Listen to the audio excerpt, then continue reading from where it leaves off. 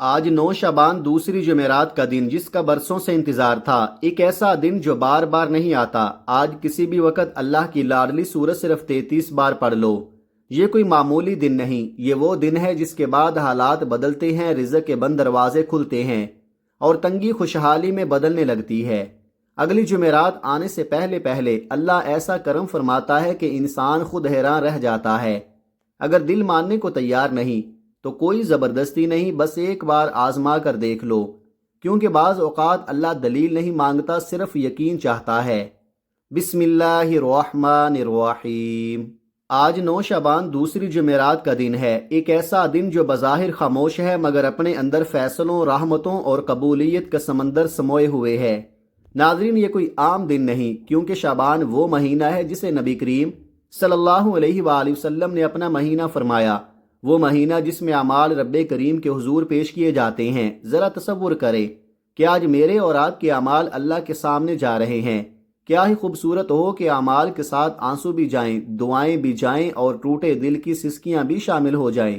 شعبان دراصل رمضان کی تیاری کا مہینہ ہے، دلوں کو صاف کرنے کا مہینہ ہے، گناہوں سے پلٹ آنے کا مہینہ ہے، اور جو بندہ شعبان میں جھک جاتا ہے وہ رمضان میں سنور جاتا ہے۔ اور پھر جمعرات کا دن تو ویسے ہی خاص ہے۔ احادیث کے مطابق جمعرات کے دن اعمال پیش کیے جاتے ہیں۔ بزرگان دین فرماتے ہیں کہ جمعرات کی شام سے رحمت کے دروازے کھلنا شروع ہو جاتے ہیں، دعائیں قبولیت کے قریب آ جاتی ہیں، اور جب شعبان کا مہینہ ہو اور اس میں دوسری جمعرات آ جائے تو یہ رحمت، مغفرت اور عطا کا ایسا سنگم بن جاتا ہے جسے نظر انداز کرنا خود کو محرومی کے حوالے کرنے کے برابر ہے۔ آج وہ دن ہے جب رزق کے دروازے کھل سکتے ہیں، جب بند راستے کھل سکتے ہیں، جب وہ دعائیں جنہیں برسوں سے دل میں دفن کر رکھا ہے اچانک زبان پر آ کر عرش تک پہنچتی ہیں۔ آج اگر کوئی مقروض ہے تو امید رکھے، اگر کوئی بے روزگار ہے تو مایوس نہ ہو، اگر کسی کا کاروبار رکا ہوا ہے تو دل مضبوط کر لے، اگر کوئی بیٹی رشتوں کی تاخیر پر آنسو بہا رہی ہے تو صبر کے ساتھ رب کو پکار لے، کیونکہ آج 9 شعبان اور دوسری جمعرات کا دن ہے۔ آج کا دن یہ پیغام دیتا ہے کہ اللہ ابھی ناراض نہیں ہوا، ابھی دروازے بند نہیں ہوئے، ابھی توبہ قبول ہو سکتی ہے، ابھی مانگا جا سکتا ہے۔ ہم اکثر کہتے ہیں ہم نے بہت مانگ لیا مگر کچھ نہیں ملا۔ یاد رکھو، اللہ کبھی انکار نہیں کرتا، وہ یا تو فوراً عطا کرتا ہے یا بہتر وقت کے لیے روک لیتا ہے، اور بعض اوقات وہ صرف صحیح دن کا انتظار کرواتا ہے۔ اور ناظرین، بہت دفعہ وہ صحیح دن شعبان کی کوئی جمعرات ہی ہوتی ہے۔ آج اگر کوئی ٹوٹے دل کے ساتھ، مکمل یقین کے ساتھ صرف اللہ کے سامنے بیٹھ جائے تو رب نہ صرف اس کی بات سنتا ہے بلکہ اس کی تقدیر کے بند تالے بھی کھول دیتا ہے، کیونکہ اللہ جب دینے پر آتا ہے نہ بندے کی حیثیت دیکھتا ہے، نہ ماضی کے گناہ، نہ لوگوں کی باتیں، بس دل کا یقین دیکھتا ہے۔ اور آج کا دن ہمیں یہی سکھاتا ہے کہ مانگنے والا کبھی خالی نہیں جاتا، شرط صرف یہ ہے کہ مانگنے والا رب پر مکمل بھروسہ کرے۔ اس لیے آج 9 شعبان دوسری جمعرات کو معمولی نہ سمجھو، آج اپنے رب کو وقت دو، آج اس کے سامنے سر جھکا دو، آج دل کھول کر رو لو، آج اپنی تمام خواہشیں، تمام حاجات، تمام درد اس کے سامنے رکھ دو، کیونکہ شعبان کا مہینہ اور جمعرات کا دن مل کر یہ اعلان کر رہے ہیں کہ جو آج مانگ لے گا وہ کل پچھتائے گا نہیں، اور جو آج غفلت کرے گا وہ شاید کل صرف حسرت ہی کرے۔ اللہ ہم سب کو 9 شعبان اور دوسری جمعرات کی برکتوں کو سمجھنے، پانے اور سمیٹنے کی توفیق عطا فرمائے، آمین یا رب العالمین۔ آپ کا تعلق دنیا کے کسی بھی کونے سے ہو، چاہے آپ انڈیا میں ہوں، پاکستان میں ہوں، بنگلہ دیش میں ہوں، جاپان میں ہوں، مسقط میں ہوں یا دنیا کے کسی بھی ملک میں رہتے ہوں، جیسے ہی آپ کے ملک میں شعبان کی 9 تاریخ اور جمعرات کا دن آ جائے تو اس دن کے اس خاص وظیفے کو کسی صورت نظر انداز مت کرنا۔ آج یہ عمل پڑھنا بہت ضروری ہے۔ آپ چاہیں تو نماز فجر کے بعد پڑھ لیں، چاہیں تو ظہر کے بعد، عصر کے بعد، مغرب یا عشاء کے بعد، کسی بھی نماز کے بعد پڑھ سکتے ہیں۔ نہ وقت کی کوئی پابندی ہے اور نہ جگہ کی کوئی قید۔ آپ دکان پر ہوں تو دکان پر پڑھ لیں، دفتر میں ہوں تو دفتر میں، کاروبار میں مصروف ہوں تب بھی، سفر میں چلتے پھرتے بھی اس وظیفے کو پڑھ سکتے ہیں۔ بس آج کے دن اس عمل کو مت چھوڑنا، کیونکہ وقت کی نزاکت بہت اہم ہے۔ اس لیے آئیے آج کے اس خاص عمل کی طرف بڑھتے ہیں۔ لیکن اس سے پہلے ایک گزارش ہے کہ اگر آپ اس چینل پر نئے ہیں اور ابھی تک چینل کو سبسکرائب نہیں کیا تو ابھی سبسکرائب کر لیں کیونکہ ایسے بہت سے وظائف اور اعمال آپ تک روزانہ پہنچتے رہیں گے انشاءاللہ۔ اب عمل یہ ہے کہ آج 9 شعبان دوسری جمعرات کے دن صبح سے لے کر رات تک پورا دن اور پوری رات آپ کے پاس ہے۔ کسی بھی وقت آپ یہ وظیفہ پڑھ سکتے ہیں، باوضو مصلی پر بیٹھ کر بھی اور بغیر مصلی کے چلتے پھرتے بھی پڑھ سکتے ہیں۔ سب سے پہلے آپ نے اللہ کے حبیب صلی اللہ علیہ وآلہ وسلم کی ذات اقدس پر 3 مرتبہ درود پاک پڑھنا ہے۔ درود پاک آپ کوئی سا بھی پڑھ سکتے ہیں، چاہیں تو مختصر درود صلی اللہ علی محمد یا صلی اللہ علیہ وآلہ وسلم پڑھ لے، چاہیں تو نماز والا درود ابراہیمی پڑھ لے، بلکہ کوشش یہی کریں کہ درود ابراہیمی ہی پڑھیں، کیونکہ اس کی فضیلت اور برکت سب سے زیادہ ہے۔ اور روایات میں آتا ہے کہ ہمارے پیارے آقا صلی اللہ علیہ وآلہ وسلم بھی تمام درودوں میں درود ابراہیمی کو سب سے زیادہ پسند فرمایا کرتے تھے۔ اس لیے ایک بار ثواب کی نیت سے دل کی حاضری کے ساتھ میرے ساتھ بھی پڑھ لیں۔ اللہم صلی علی محمد وعلی آل محمد کما صلیت علی ابراہیم وعلی آل ابراہیم انک حمید مجید۔ اللہم بارک علی محمد وعلی آل محمد کما بارکت علی ابراہیم وعلی آل ابراہیم انک حمید مجید۔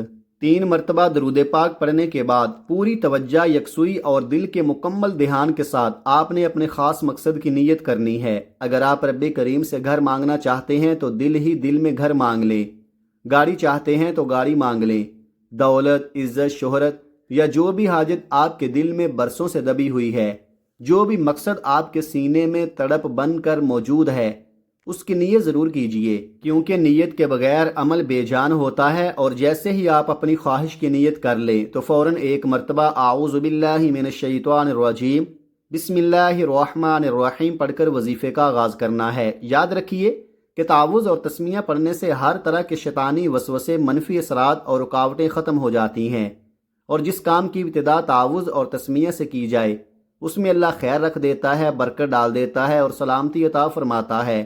جب آپ نیت بھی کر لیں، تعوذ اور تسمیہ بھی پڑھ لیں، تو اب اپنی آنکھیں بند کر لیں اور چند لمحوں کے لیے یہ محسوس کیجئے کہ دنیا، اس کی آوازیں، اس کے مسئلے، اس کی پریشانیاں سب پیچھے رہ گئی ہیں۔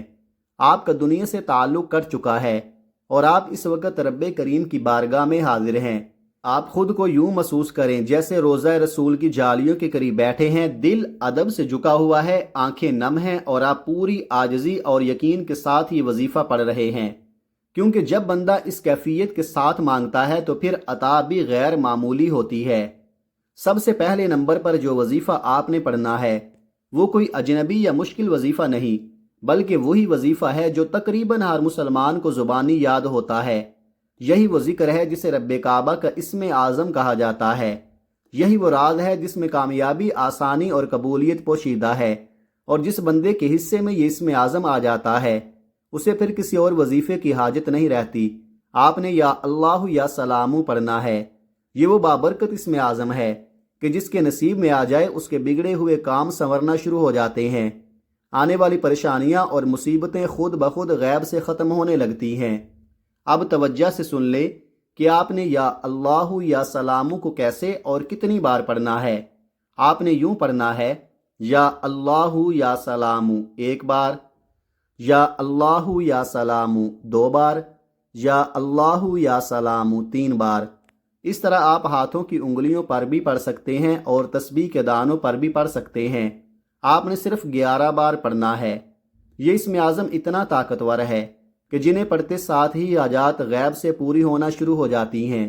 لیکن یاد رکھیے گا، 11 بار پڑھتے وقت جلد بازی نہیں کرنی، نہ ہی بے دہانی سے پڑھنا ہے، بلکہ پورے سکون، ٹھہراؤ اور مکمل توجہ کے ساتھ ایک ایک مرتبہ گن کر پڑھنا ہے، کیونکہ چھوٹے وظائف کی اصل طاقت تعداد میں نہیں بلکہ دھیان، یقین اور دل کی حاضری میں ہوتی ہے۔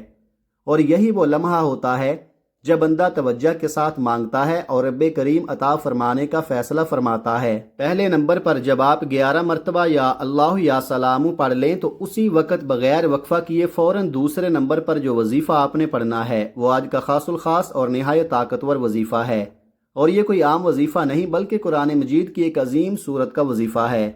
یاد رکھیے، جب قرآن پاک کی تلاوت کی بات آتی ہے تو ہر زبر، زیر، پیش، شد اور مد پر نیکیاں 2 گنا ہو جاتی ہیں۔ بلکہ اس بابرکت مہینے میں اللہ اپنے فضل سے 70 گنا تک اجر عطا فرما دیتا ہے۔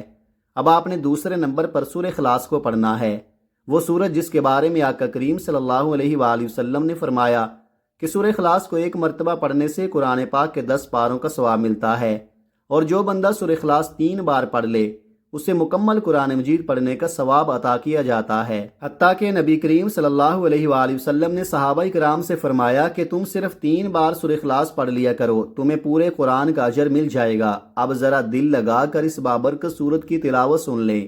بسم اللہ الرحمن الرحیم، قل هو اللہ احد اللہ الصمد لم یلد ولم یولد ولم یکن لہ کفوا احد۔ آپ چاہیں تو سورہ اخلاص کو ہاتھوں کی انگلیوں پر پڑھ لیں یا تسبیح کے دانوں پر پڑھ لیں، آپ نے صرف 33 بار پڑھنی ہے۔ اب ذرا سوچیں کہ 33 بار سورہ اخلاص پڑھنے سے آپ کو کتنے قرآن مجید پڑھنے کا ثواب ملے گا، اور پھر شعبان کے بابرکت مہینے میں ایک قرآن کا اجر کتنا عظیم ہو جاتا ہے۔ اگر آپ اس راز کو سمجھتے ہیں تو آج 33 مرتبہ سورہ اخلاص کو کسی صورت نہ چھوڑیں۔ یہ قبولیت کی گھڑیاں ہیں، یہ عطا کے لمحے ہیں۔ آج موقع ہے، ابھی وقت ہے۔ اپنے رب کے سامنے ہاتھ پھیلا دیجئے اور دل بھر کر مانگ لیجئے۔ پہلے نمبر پر آپ نے یا اللہ یا سلامو کو پورے یقین اور توجہ کے ساتھ 11 مرتبہ پڑھنا ہے۔ دوسرے نمبر پر آپ نے سورہ اخلاص 33 مرتبہ پڑھنی ہے۔ یاد رکھیں، یہ قبولیت کا دن ہے۔ اگر یہ دن لاپرواہی میں ہاتھ سے نکل گیا تو پھر پورا سال اسی دن کا انتظار کرنا پڑتا ہے، اور پچھتاوے کے سوا کچھ ہاتھ نہیں آتا، کیونکہ جب یہ موقع گزر جاتا ہے تو وقت واپس نہیں آتا۔ سورہ اخلاص کو صرف 33 بار پڑھنے کے بعد تیسرا اور آخری وظیفہ آپ نے پڑھنا ہے، اور یہی وہ عمل ہے جس کے بغیر آج کا پورا وظیفہ نامکمل رہ جاتا ہے۔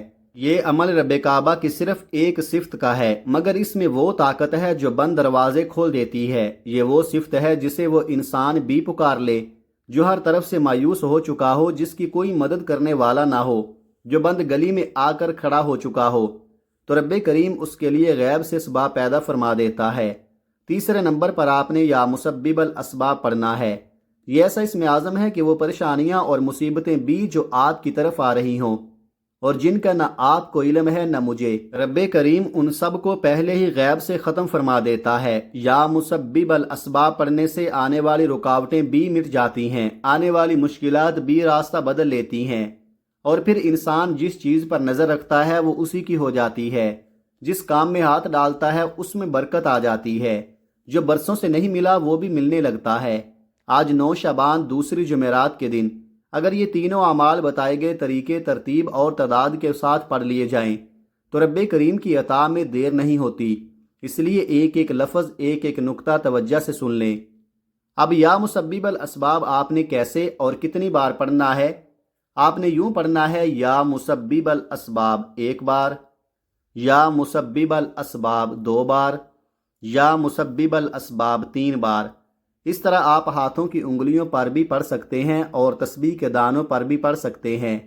آپ نے صرف 21 بار پڑھنا ہے، اور اس وظیفے کے دوران نہ آپ نے کسی سے بات کرنی ہے اور نہ کسی کو آپ سے بات کرنے دینی ہے۔ آنکھیں بند کر کے دل کو حاضر رکھ کر جولی پھیلائے ہوئے مکمل یقین کے ساتھ پڑھتے چلے جانا ہے۔